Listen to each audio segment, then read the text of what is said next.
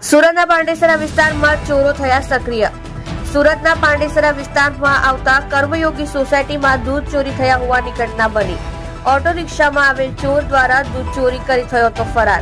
આ જગ્યા પર 2 થી 3 વખત દૂધ ચોરીની ઘટના બની હતી। દૂધ ચોરીની સમગ્ર ઘટના સીસીટીવી કેમેરામાં કેદ થવા પામી હતી। સુરતની પાંડેસરા પોલીસ દ્વારા સીસીટીવીના આધાર પર ઓટો રિક્ષા ધારક દૂધ ચોરને પકડી પાડવા પાંડેસરા પોલીસે ચક્રો ગતિમાન કર્યા છે। સત્ય માટે હંમેશા સત્યની સાથે જોડાઈ રહો। આ સુરત ન્યૂઝ ચેનલની સાથે।